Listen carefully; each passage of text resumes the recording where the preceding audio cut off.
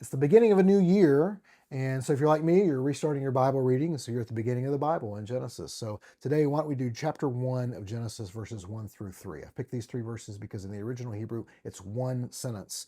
And I've learned that from Robert Alter's translation of the Hebrew Bible, what we would call the Old Testament. And so he's done a translation and commentary of the whole Hebrew Bible. It's really fascinating. I've learned a lot of stuff. Here's Genesis 1, 1 through 3 from Robert Alter. When God began to create heaven and earth, and the earth then was welter and waste, and darkness over the deep, and God's breath hovering over the waters, God said, "Let there be light," and there was light.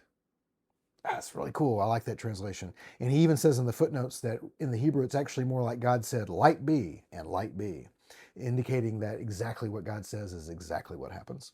And this is the story of Genesis chapter 1. This is the story of Genesis. This is the story of all of God's people in the whole Bible, this separation between light and dark. And so we normally ask, what does this say about God? What does this say about people? What am I going to do about it? Who am I going to tell about it? Okay, what does this say about God? Well, I see from this that God's Spirit hovers over the darkness. So here, as we can imagine, darkness, the welter and waste, the water, these things to this original culture that would have received this would have understood that as chaos and evil and sin and death and terrifying things. But God's Spirit hovers over those things. It's above those things. What does it say about people? Well, it says we live in these dark times sometimes, right? And I don't know about you, but I've certainly experienced darkness in my life where I felt like it was holding me down or I was sort of drowning in it, very much like what depicted here in these verses. So, what are we going to do about it? Well, I'll tell you one thing that I've done about it, which is I wrote a short story called The Darkness Rolled Over Her. And if you go to skidmore.substack.com, you can read it for free. And it deals with some mental health issues. The main character is dealing with some issues where she feels like the darkness is rolling over her, that she's just sort of trapped by this darkness. And what she fails to see in the beginning is that if you're living in a shadow, that's sort of proof that there's a light somewhere, right?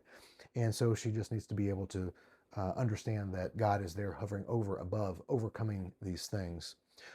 Who are we going to tell about this? Well, I've got a tool for that too. It's called Five Coffees in a Book, and it's a little mini book club based around my short story, The Darkness Rolled Over Her. You can go to skidmore.substack.com, and over the next 5 weeks, I'll be releasing the instructions, the discussion guide for how to read the story and talk about it with a couple of friends. It's an easy way to talk about hard things. You're going to make friends for life. I promise it's going to be a really great experience.